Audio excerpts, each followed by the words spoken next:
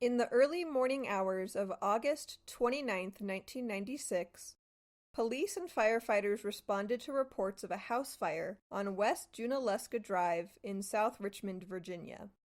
Inside the one-story brick home were the deceased bodies of a 34-year-old woman and her 7-year-old daughter, both stabbed to death. This is the story of Cynthia and Heather Johnson.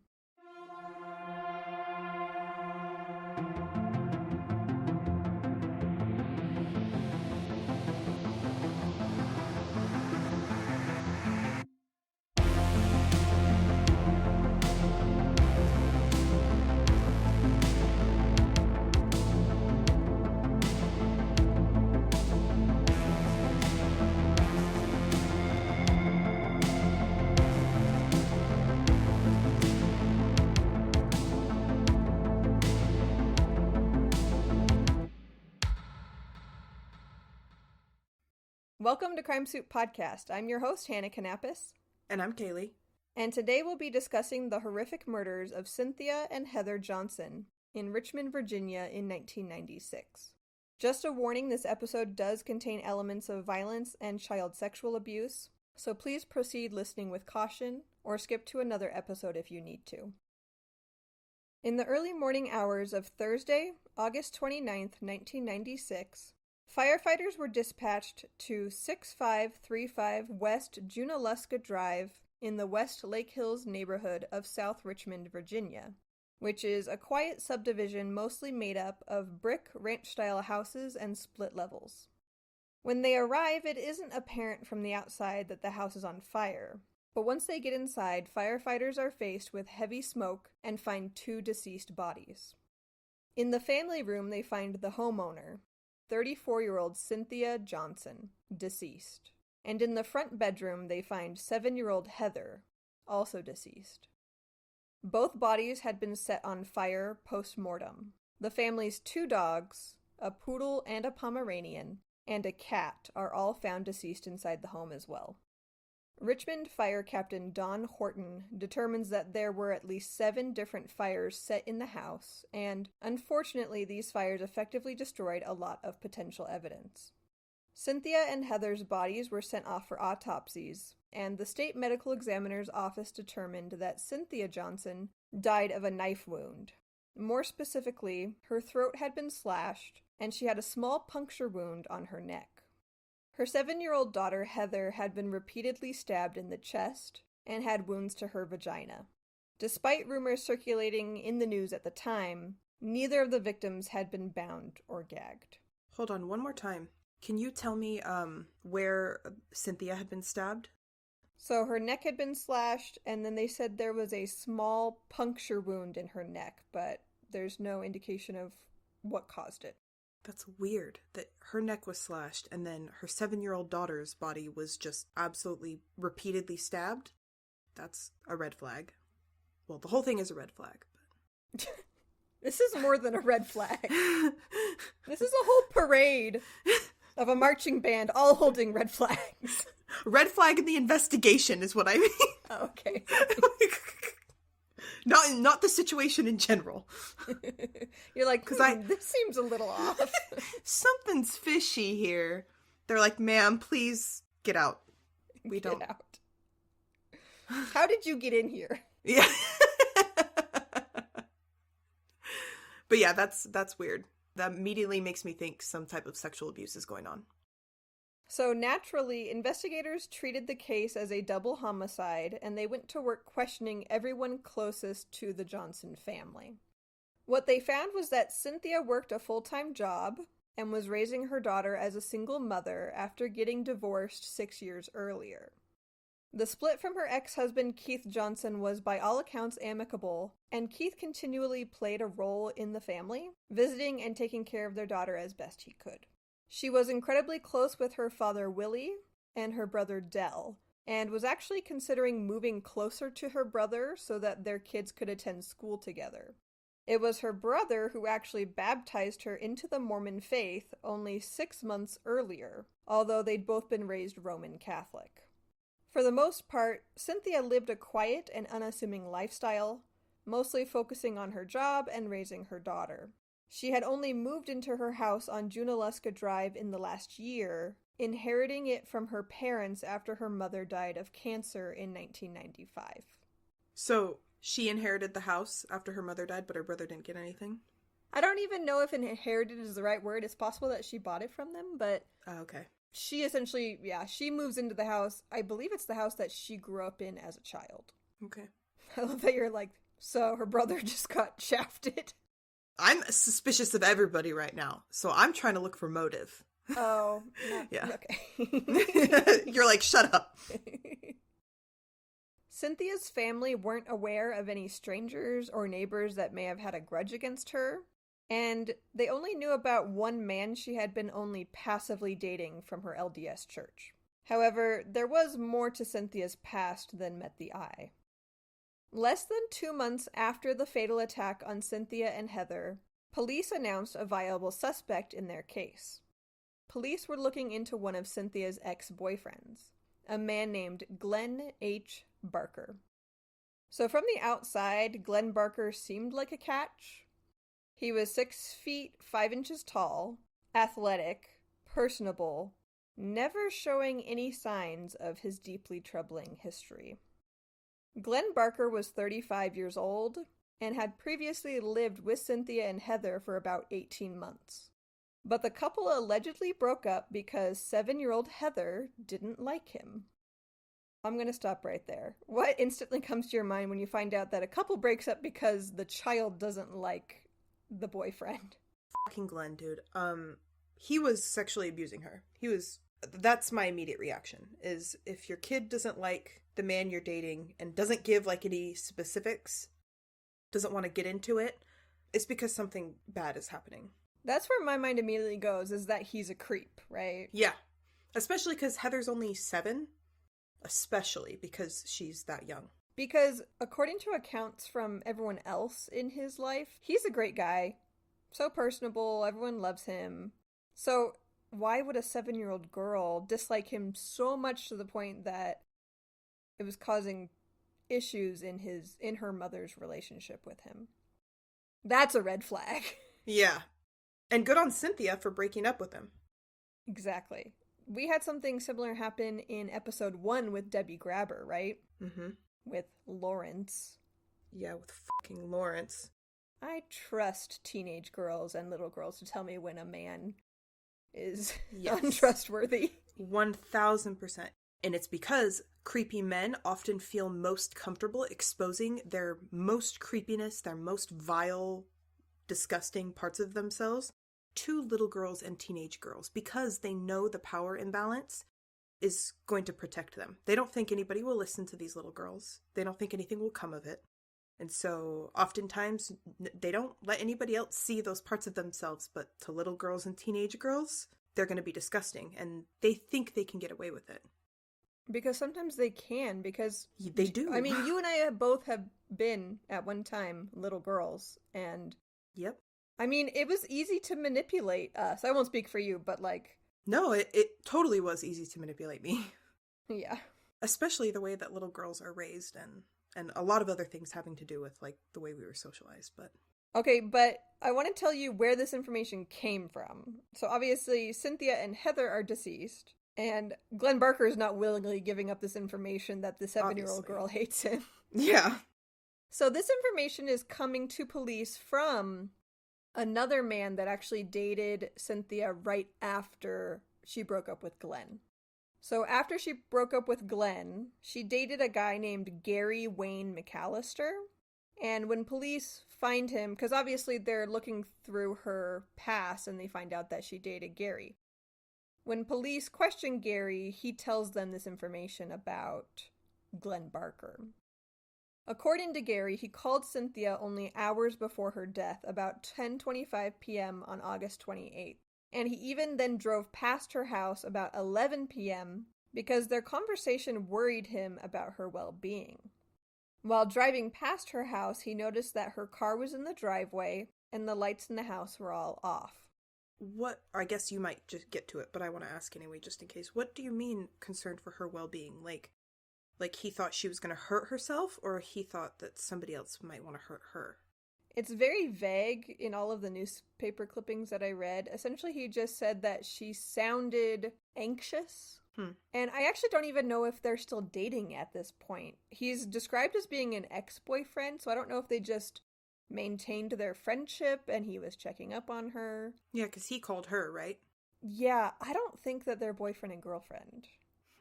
Okay. So that's interesting. I can imagine, like, she dated Gary after... No, she dated, what's this guy's name? She dated Gary after Glenn. Glenn, that's right, Gary and Glenn. She dated Gary right after she dated Glenn, and maybe after being with Gary for a little while, she was like, maybe I need to take some time. And it has nothing to do with you, Gary, but I can imagine a situation where they would still remain friends and maybe want to date in the future. Oh, okay, but she was just trying to, like, create some separation between her and men for her daughter's sake or for her own sake or whatever. And maybe he's just a protective type person where after she dated Glenn, he just kind of worried about her because it sounds like their relationship was not the best. Mm-hmm. But so Gary drives past her house that night about 11 o'clock. Her car's in the driveway, all the lights are off, so he just keeps driving. But as he's driving past her house, he notices a Ford Ranger pickup truck parked near the neighbor's house that he later confirms matches the kind that Glenn Barker owned. A neighbor also reported seeing this same pickup truck, complete with a Washington Redskins bumper sticker that Glenn's truck was known to have. So this piece of evidence right here from these two different eyewitnesses is probably the biggest piece of evidence that this case has, that Glenn may have potentially been near Cynthia and Heather's residence that night, but nobody actually sees him. And also, remember I told you he's 6'5"? He would absolutely stick out. If he was out and about, yeah. Yeah. I feel like it'd be hard for him to go under the radar when he's that massive. When police questioned Glenn Barker about his involvement with Cynthia Johnson, he claims that he was not involved in their deaths, that he hadn't had any contact with her for 2 weeks before the fire, but then he kind of backtracks and says that he did speak with her on the phone the day that she died. When investigators showed him a picture of Cynthia and Heather's burnt bodies from the crime scene, he apparently showed no emotion. That is strange. I can't imagine being shown the bodies of somebody that I cared about, even if I wasn't dating them at the moment, and having no reaction to that. Yeah. So Glenn's alibi for the night of the murders was that he stopped by the post office about 9 o'clock that night, and then he says he stayed home the rest of the night. He stopped by the post office after it was already closed? Okay, thank you. As soon as I heard that, I was like, who goes to the post office at 9 o'clock at night? Sir, they close at 5 p.m. sharp. That is a government building. And it's the most annoying thing ever. I wish they were open till 9, because that's when I know. Yeah. So that's the worst kind of alibi. Like, even if he was just dropping something off, like in, what year was this? So this was 1996. Okay, then they had those drop boxes, I'm sure. But still. Yeah, that might be what he meant, is that he just was dropping off something, yeah. Yeah. So that's kind of a bad alibi. But he's innocent until proven guilty, so. On October 2nd, Glenn Barker was given a lie detector test, which determined that he was being deceptive when asked 2 different questions. Had he visited the Johnson residence the night of the murders? And the second one, had he raped his ex-girlfriend Cynthia? Investigators focused on Glenn Barker not only because of his personal history with the victims, which makes sense, but also because he had a very disturbing criminal history, specifically violent crimes against young women and girls. Oh no. Here we go, right? Here we fucking go. Because up until this point, you're like, okay, maybe I can give him the benefit of the doubt. Maybe Gary's just throwing him under the bus. Yeah, because that was my first thought is, Gary is there at the same time. That's very weird. And he's like, oh, it's this, her ex-boyfriend. Yeah. I had that thought too. I'm like, how many men are circling her block every night? Right? No less on the night of the murders, right? Like, it's on a wild. Wednesday night. Like, what? Yeah.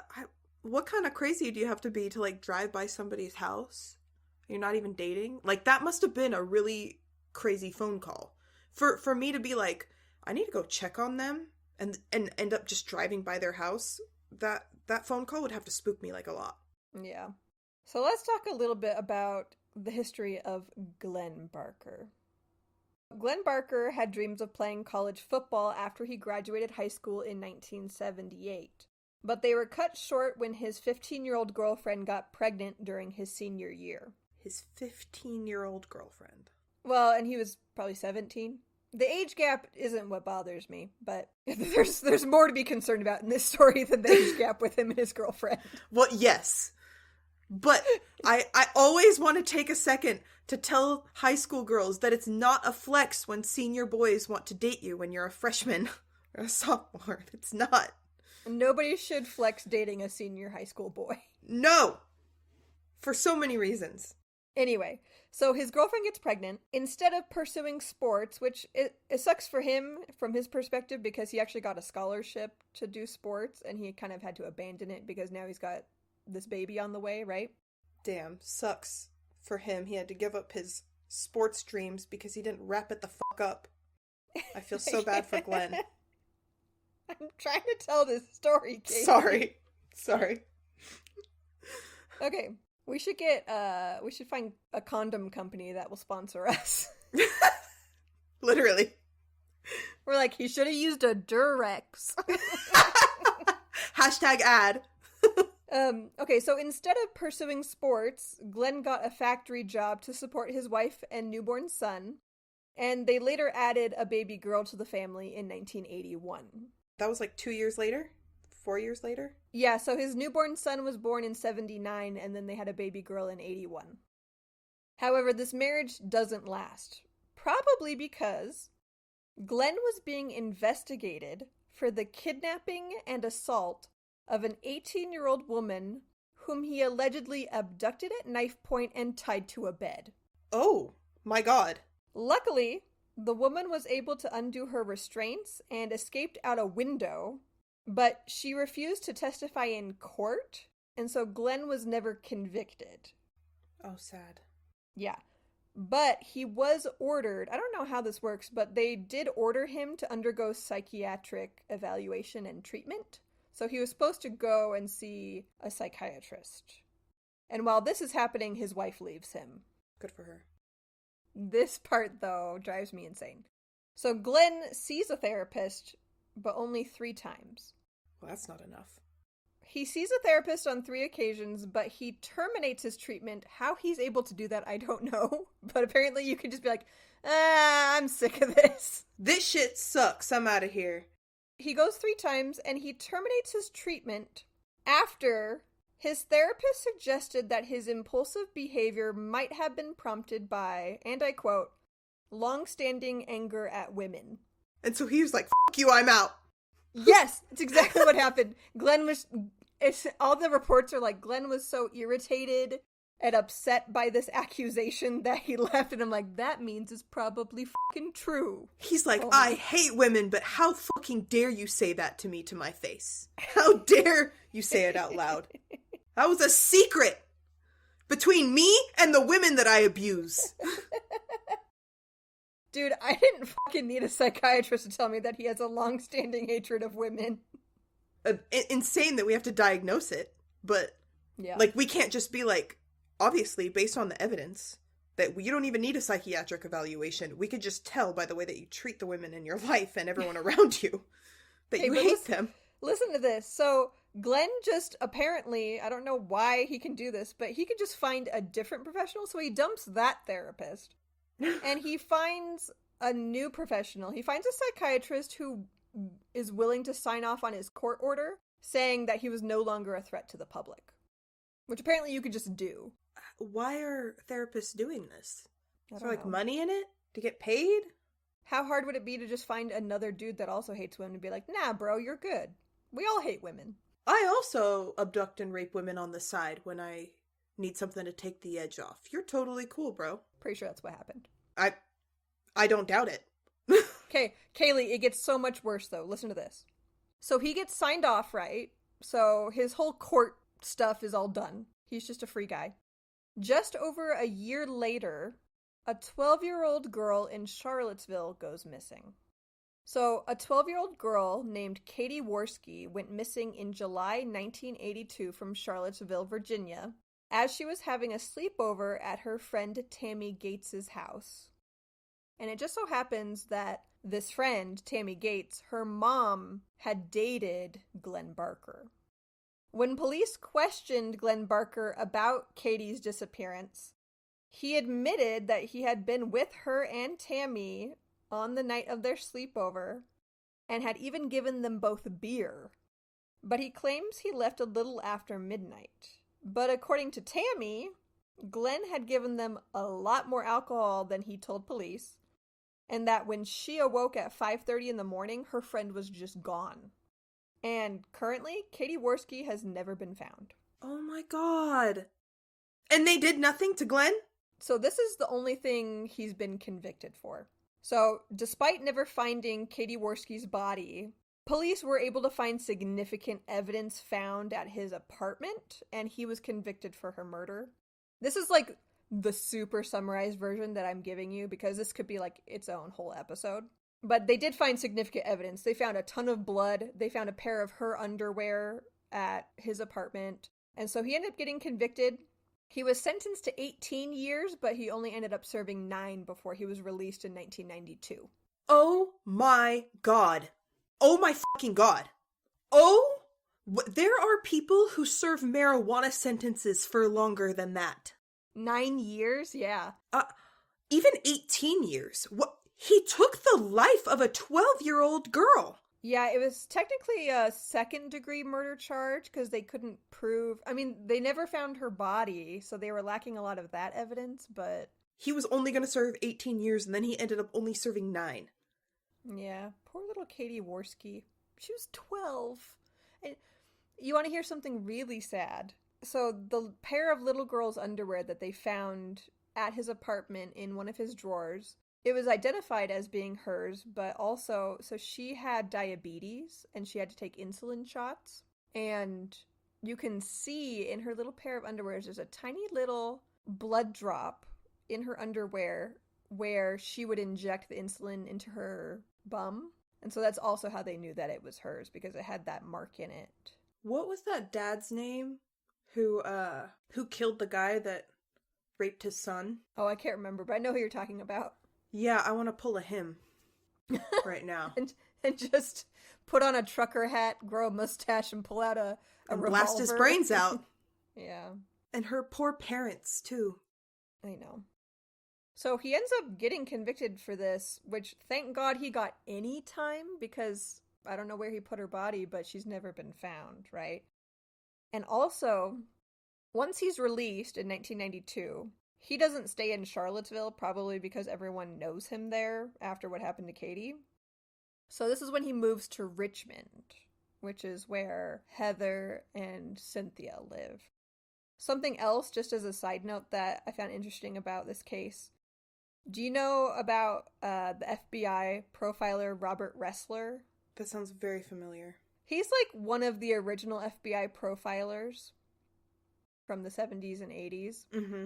He had something to say about Glenn Barker. Apparently, Robert Ressler declared after Barker's release from prison that Barker would, and I quote, very likely kill again.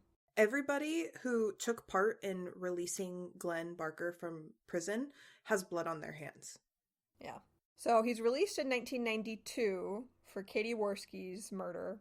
Now, fast forward a few years, and this same man, Glenn Barker, who's now 35 years old, has begun dating a different single mother, also with a young daughter.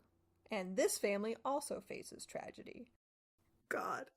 I have to get one more thing out of my system before we continue on to the next horrific thing. Okay. If you rob a bank, your mandatory minimum sentence is 15 years in prison, because banks are federally protected, right? Mandatory 15-year minimum sentence. The government's money is more protected than your children under the law, which makes me fucking psychotic. That money is federally protected, but little girls aren't. Little kids aren't, yes. And you would not believe, you would believe, but... I would. The amount of time that child molesters serve in prison is like mostly 0. It blows people's minds. If you sexually abuse, molest little kids, you probably will not serve any prison time. Yeah. Anyways, sorry. Okay, anyways. I'm ready to be more angry. And you will be. So, investigators were never able to definitively prove with any physical evidence that Glenn Barker killed Cynthia and Heather Johnson, so he remained free the rest of his life. In fact, less than 2 years after the murders, Glenn began volunteering as a youth basketball coach in South Brunswick, New Jersey, eventually getting hired part-time because the parents and kids loved him so much. I'm about to scream. I'm literally about to scream. Oh my god, I'm so angry! Okay, when did Megan's Law come into effect? Not until like the early 2000s, right? I think so. Oh my god. So they do eventually find out about his criminal history. So he gets hired on as this youth basketball coach, right? It's because there wasn't really sharing between states. So now he's in New Jersey and they didn't have access to his criminal background. But once they do figure it out, which it doesn't take them too long, I think it's like 6 months or something, they eventually learn and he is fired. But the fact that he was even allowed to get that close to a bunch of little kids and the parents are like, oh yeah, he's a great guy. Like, he must have been so personable. That seems to be the running theme, is that people are trusting him. He's dating these women. He's getting close to these families. He's spending time at their house during sleepovers and stuff. Here's the thing. I think the bar is a little bit lower because women are told over and over again that their value decreases as a single mother. Oh, yeah. And that men don't want to participate with children that aren't theirs. And even then, they don't really want to participate. Right? And so you see this man stepping up to be a father figure to a whole bunch of little kids, or a man who's willing to date a single mother, and people just automatically give him the benefit of the doubt that he's this really nice, sweet guy, that he must not care about the stigma. And that probably gave him a lot of freedom to do all of this shit. We talked about this in Rachel Mellenskemp's episode, but the statistic has stuck in my brain because I didn't know this beforehand. Children are 10 times more likely to be abused whenever they're in the foster care system and don't have access to either biological parent, but they're actually 20 times more likely to be abused if they live with a biological parent and that biological parent's live-in boyfriend, or it's like a stepfather or stepmother. Mm-hmm. So they're actually less safe, which is saying something because people are constantly talking about how awful the foster care system is, but it's actually more risky just having a live-in partner. Your child is at increased risk. Yep. That boggles my mind. Insane. There's got to be a type of perpetrator who targets single parents with children specifically because they want access to these children. Mm-hmm. There was a whole movie about it with Natalie Portman. Did you ever see Where the Heart Is? No. The one where she's living in the Walmart? Nope, never seen it. Okay. I've seen clips of it, though. It's an amazing movie. It's like one of my favorite movies, but it has that exact same story in it where Natalie Portman's, she's the main character, but one of her best friends, she has 3 or 4 children or something, and she just keeps endlessly getting into these relationships with shitty men. And finally she gets this one that she's like, this is the one. You know, he's so nice to my kids. He's a great father figure, but really he's just a predator and he's using her because he's a child molester. Mm-hmm. After seeing that movie, I was like, does that actually happen? And then now, like, researching true crime, I'm like, I think this is actually more common than I realized. Super common. Very unfortunately. But anyway, so I could do like a whole nother episode about even more cases that are potentially linked to him. So Glenn Barker has also been suspected in several other unsolved cases of murdered and missing women and girls. And I'm just going to name a couple of them. So specifically, 20-year-old Kelly Berg Dove, who disappeared from her job at a gas station in Harrisonburg, Virginia, which is about 60 miles from Charlottesville. That happened only 3 weeks before Katie Worski.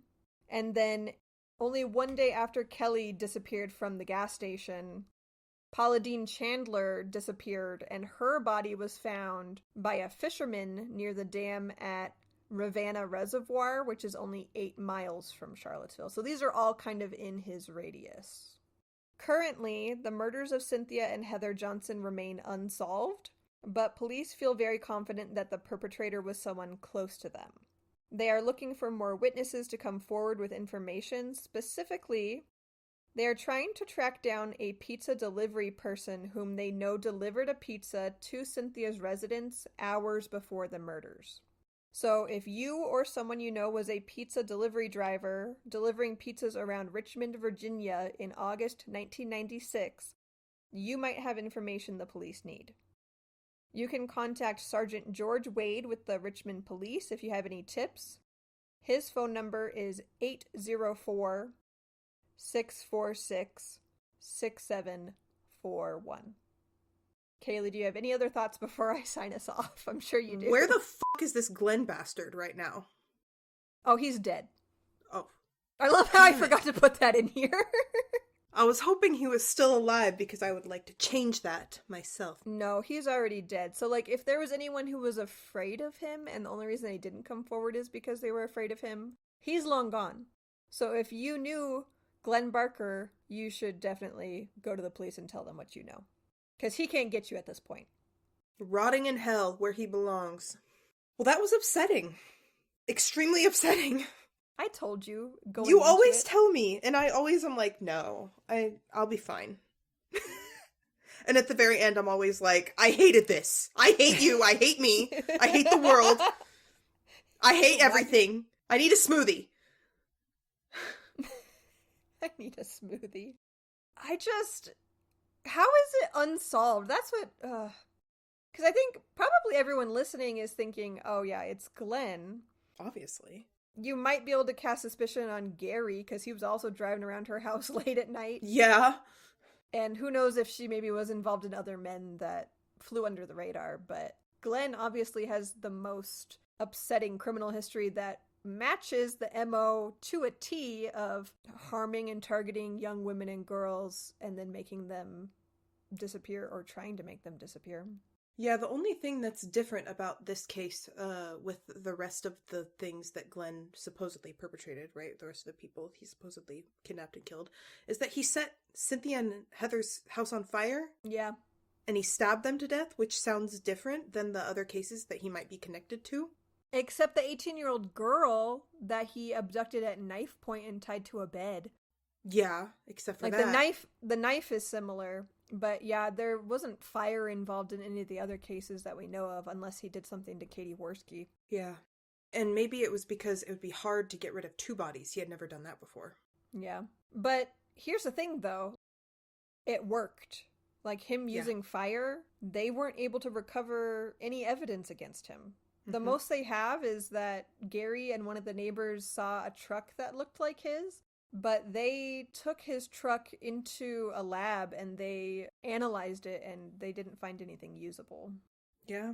It makes sense that they wouldn't find anything usable, like... Well, but if he had been covered in blood and then got into his truck, there should be something in there, right? Unless he burned his stuff. Changed out of his clothes and burned his clothes. You think he drove home naked, or he brought a change of clothes? Or maybe he was naked when he killed them. And he just hopped in the shower. I feel like there's so many cases where you think and think and think and overthink it, and then you're like, they had to have been naked. That's only That's it. Because remember when we were doing Jane Newman's case, we were trying to figure out how her husband could have killed her. And how he was able to return to work without any blood on him. And we're like, maybe he was naked. I want to know how common it is for perpetrators to strip butt naked, commit murder, shower, and then put clothes on. But also, maybe he wasn't butt naked. He could have just had, like, some boxer shorts on. Yeah, it's easy to get rid of a pair of underwear. Yeah. I wouldn't know. Kaylee. I've never had to kill anybody in my underwear, nor would I ever. Way too vulnerable swinging around up top. You gotta kill someone, you might as well look sexy doing it. Well, I need a sports bra to strap these fuckers down. Or else I'm not killing anybody. I'll just poke my own eye out. I'll slap myself in the face. Sports bras are not sexy. No. Anyone who says otherwise, I don't know what they're smoking. You're not wearing the right sports bra. You're not strapped in. Okay, I'm gonna sign us off. Okay, we're done. I'm cutting you off, Kaylee. Okay.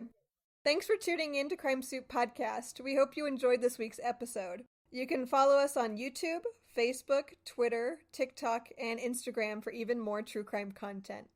We also have a website, crimesouppodcast.com, where you can listen to all of our past episodes and even buy your very own Crime Soup merch. As always, we'll see you next Tuesday.